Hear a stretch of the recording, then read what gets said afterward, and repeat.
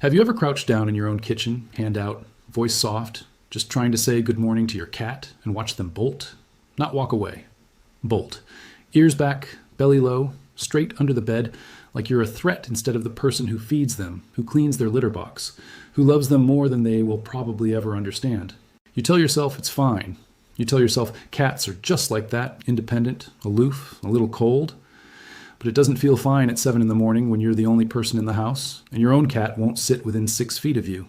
It doesn't feel fine when your friend comes over once, sits on the floor for 5 minutes, and somehow your cat is already rubbing against her ankles while you're standing there wondering what you did wrong. You've tried the treats. You shake the bag and they come running, eat, and leave. That's not trust. That's a vending machine. You've tried talking to them more.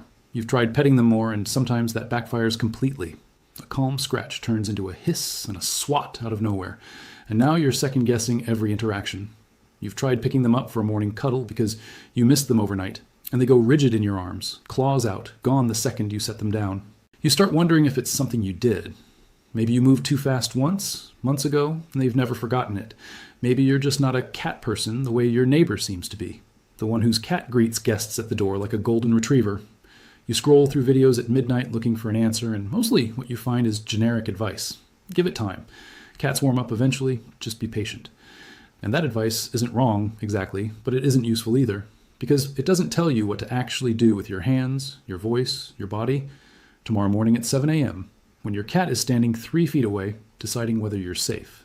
And meanwhile, you're living with an animal who flinches at your presence in your own home, and you feel completely helpless. But here's what most cat owners don't realize. The distance you're feeling isn't personality. It's not just how cats are. It's a language problem. Your cat has been trying to tell you exactly what they need this whole time. And the fix, the real, lasting fix, isn't something you buy at the pet store. It's a 90-second habit you can start tomorrow morning before you've even opened the fridge. Hi everyone, I'm Dr. Andrew Collins, and welcome back to the channel. In my years working with cat owners, one pattern shows up more than almost anything else. People who love their cats deeply but feel like strangers in their own home every single morning. And here's the fact that changes how you think about all of it. Cats build trust almost entirely through predictable, low-pressure repetition, not through big gestures. A single dramatic display of affection does far less for your bond than 90 seconds of the right small signals, repeated the same way every single day. So today I'm giving you a complete masterclass. Grab a notebook if you want. I'm going to walk you through 9 morning rituals, explain exactly why each one works from a behavioral standpoint, give you specific instructions depending on your cat's personality, and build everything into one simple sequence you can start tomorrow.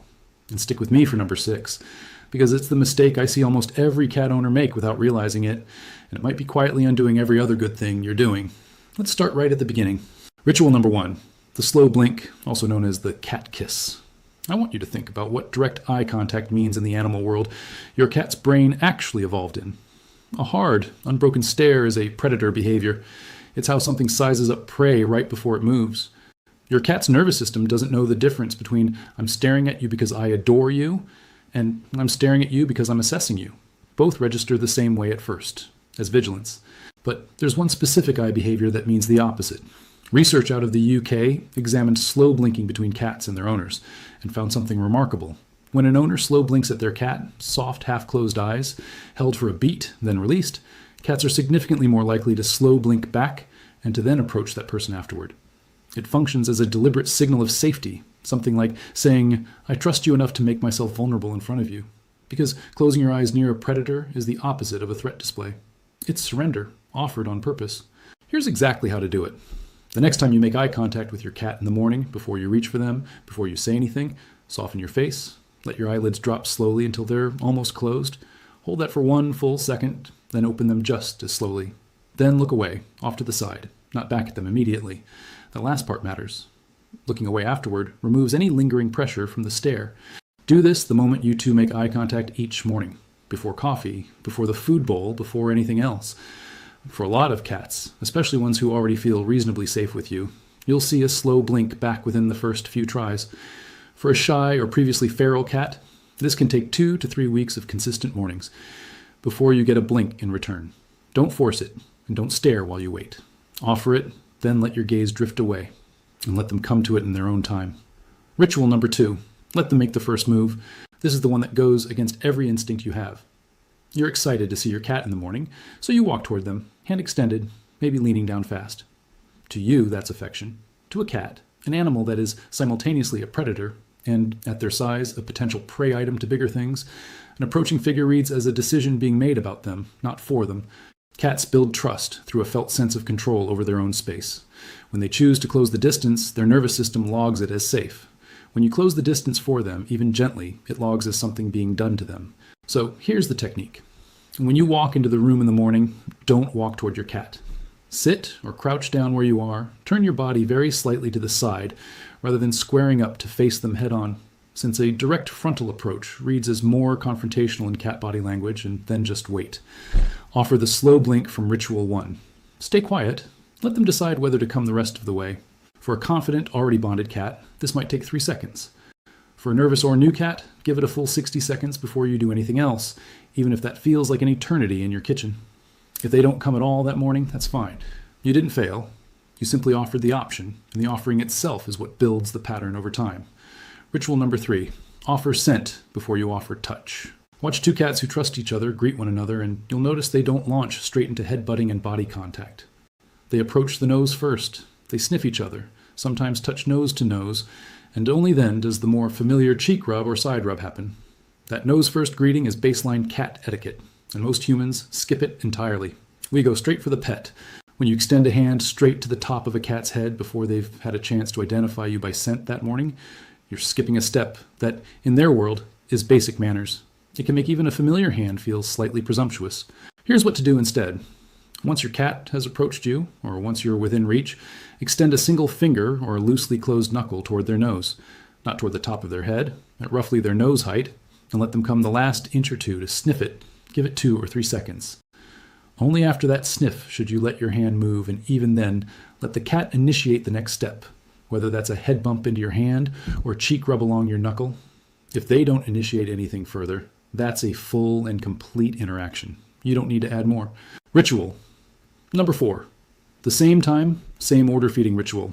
Cats are territorial, routine-oriented animals, and unpredictability is genuinely stressful for their nervous system in a way that's easy to underestimate.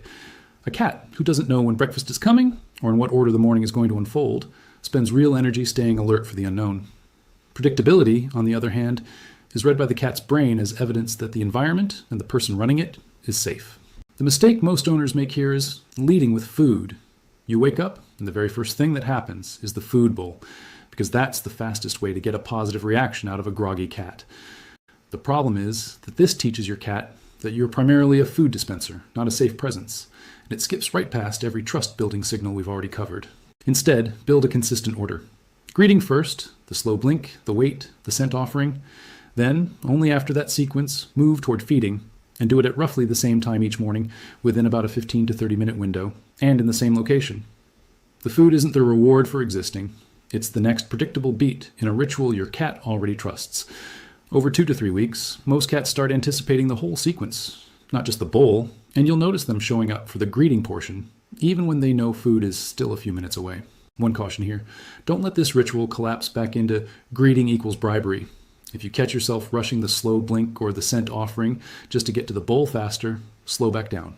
The point of putting the food at the end isn't to make your cat work for breakfast.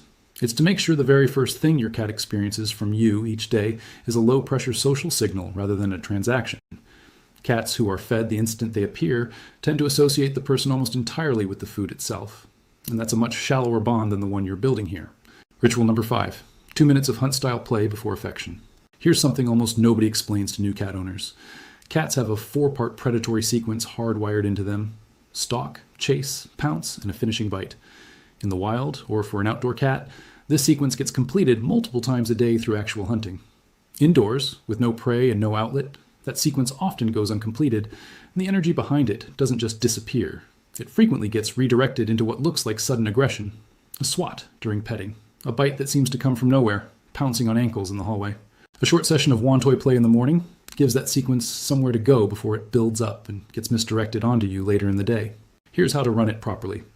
For a nervous or easily overwhelmed cat, keep the toy low to the ground and move it away from the cat, never directly at them, mimicking how real prey flees rather than how a threat advances. 2 to 3 minutes is plenty. For a confident, high-energy cat, you can move more erratically and let the session run 3 to 5 minutes. The single most important part of this ritual, the part almost everyone skips, is letting your cat actually catch the toy at the end. Ending the session before the pounce and catch leaves that predatory sequence incomplete.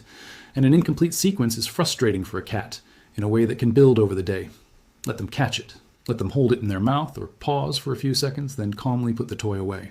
Now, if you're sitting there feeling a little discouraged, maybe wondering why your cat still won't come near you after months of trying, I want you to pause on that for a second. You are not failing at this. A cat who has been hurt, abandoned, or simply born wary of people can take weeks, sometimes several months, to build the kind of trust we're talking about today. The fact that you're watching a video this detailed about your cat's morning experience tells me everything I need to know about how much you care. So let's keep going. I want to tell you about a cat named Juniper. She came to one of the families I worked with as a stray, maybe 2 years old, picked up from behind a strip mall, thin, matted, and absolutely terrified of hands. For the first 2 weeks in her new home, she didn't leave the space behind the living room couch except to eat once everyone had gone to bed. Her new owner would find the food bowl empty in the morning and Juniper nowhere in sight. We started with almost nothing. No touching, no reaching. Just the slow blink offered from across the room every single morning, followed by sitting quietly nearby and letting Juniper decide whether to stay hidden or watch. For the first 10 days, she just watched from behind the couch leg. Then, on day 11, her owner told me Juniper blinked back for the first time, slow, deliberate, and immediately retreated again afterward. That was the turning point. We added the scent-first greeting next, a single knuckle offered. At a distance Juniper could approach or ignore, and short wand toy sessions kept deliberately low and slow, moving away from her rather than toward her. By week 4, Juniper was coming out from behind the couch during the morning play session. By week 6, she was sitting 3 feet away during the greeting ritual, watching, sometimes blinking on her own before her owner even offered it first.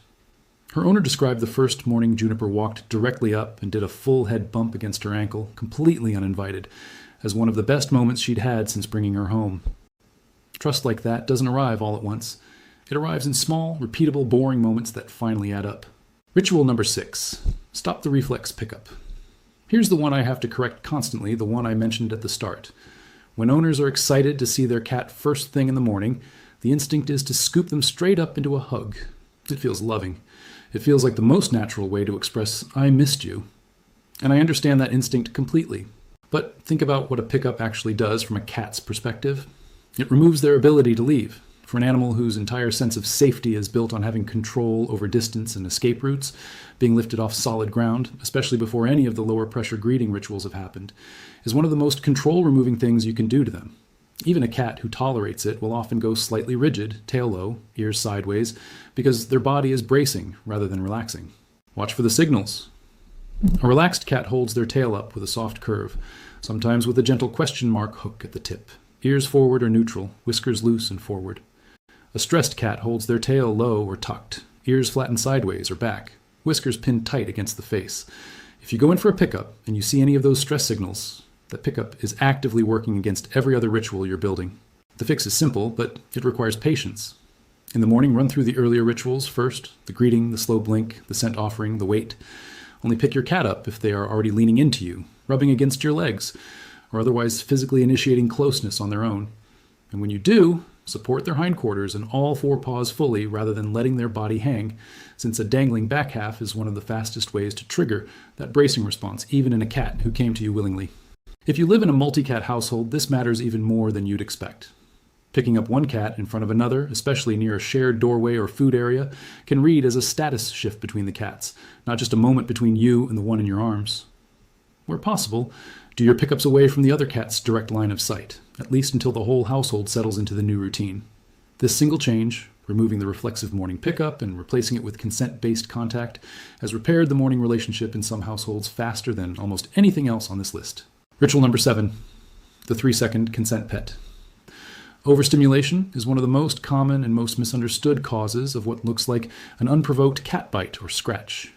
It usually isn't unprovoked at all. It's a cat who gave several small warning signals, a tail flick, a skin ripple, an ear turning sideways, that got missed because the petting just kept going. Here's a technique that fixes this almost immediately.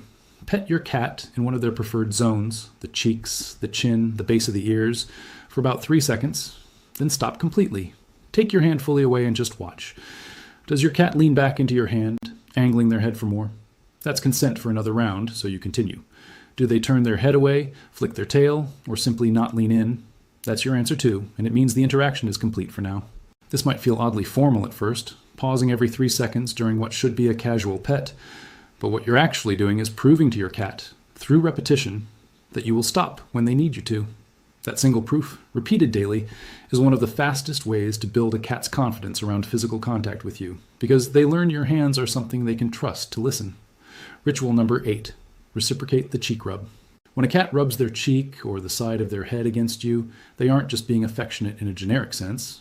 They're depositing pheromones from scent glands concentrated around the face, a behavior called allo-rubbing. And in the feline world, it's reserved specifically for individuals and objects they consider part of their trusted circle. It's a cat marking you as theirs, as safe.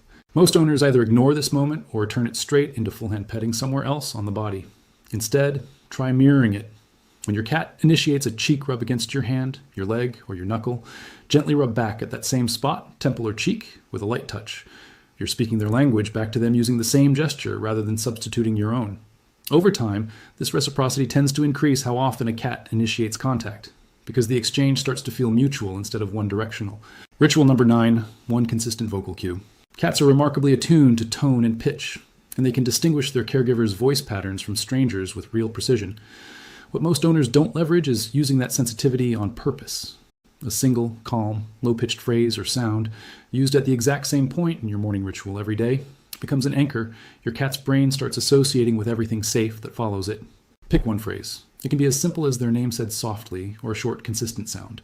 Say it in a low, gentle register, not the high, excited pitch a lot of us instinctively use with pets, since a sharp, high-pitched greeting can actually read as more startling or prey-like to some cats rather than soothing. Use it right before you make eye contact and offer the slow blink every single morning in the same tone.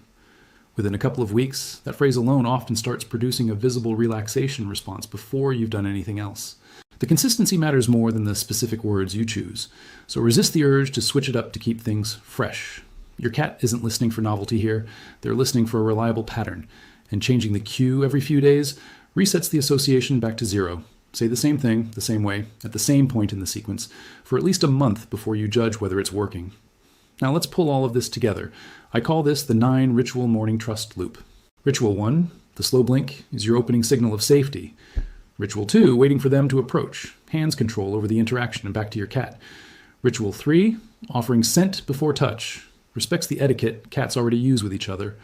Ritual 4, the consistent feeding order, builds predictability into the whole morning. Ritual 5, 2 minutes of hunt-style play, discharges predatory energy before it gets misdirected later. Ritual 6, dropping the reflexive pickup, removes the single most common trust-eroding habit owners don't realize they have. Ritual 7, the 3-second consent pet, proves your hands will listen. Ritual 8, reciprocating the cheek rub, speaks back in the language your cat is already using. And Ritual 9, one consistent vocal cue, anchors the entire sequence with a sound your cat's brain learns to associate with safety. Here's the anti-overwhelm rule I give every owner I work with. Do not try to run all 9 rituals perfectly tomorrow morning. That's a recipe for frustration, both yours and your cat's. Instead, pick the 2 that match where your relationship is right now. If your cat is shy, new to your home, or still keeping physical distance, start with Ritual 1, the slow blink, and Ritual 2, waiting for them to approach. Those 2 alone, done patiently, do more heavy lifting than anything else on this list for a nervous cat. If your cat already sits near you but tends to swat during petting or seems restless in the mornings, start with Ritual 5, the hunt-style play, and Ritual 7, the 3-second consent pet. Build outward from there, adding 1 new ritual every week or so as the previous ones become automatic for both of you. And one more thing before you start layering these in. Most cats respond to this kind of consistent, low-pressure approach beautifully, and I've watched relationships completely transform using exactly what we covered today. But if your cat is showing signs beyond simple wariness, persistent hiding that hasn't budged even slightly after several weeks of consistent effort, sudden aggression that wasn't there before, a drop in appetite, excessive grooming to the point of bald patches, or any change that feels sudden rather than gradual, those can be signs of pain or an underlying medical issue rather than a trust issue. And that's when it's time to talk to your local vet. What I've walked you through today is meant to build on a foundation of good health, not replace a visit when something is genuinely wrong. Before I let you go, I want to ask you something. Which of these 9 rituals surprised you the most? Leave me a comment below. I read as many as I possibly can, and I'd love to know which one you're starting with tomorrow morning. or which one you'd already been doing without knowing the reasoning behind it. Hearing what's working for your specific cat is honestly one of my favorite parts of this whole channel. And listen, if this video helped you understand your cat a little better, hit the like button and subscribe.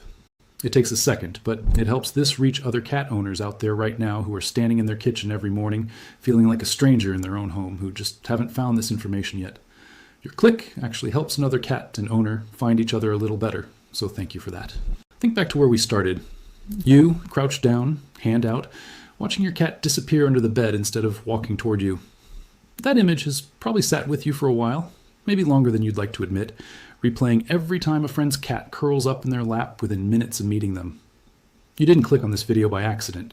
You clicked because you wanted a real answer, not another toy to buy and leave in a drawer, not another bag of treats that only buys you 30 seconds of attention before they're gone again.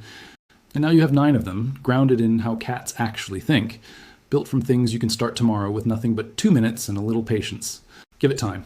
Not one morning, not 1 week, but the full few weeks it genuinely takes for a cat's nervous system to relearn what safe looks like. Watch for the small shift before the big ones. The first blink back, the first time they don't flinch when you crouch down, the first head bump you didn't have to wait for.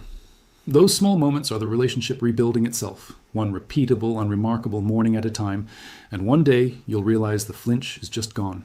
That flinch, that bolt under the bed, it doesn't have to be how your mornings start anymore. Go offer your cat a slow blink, and I'll see you right here in the next one.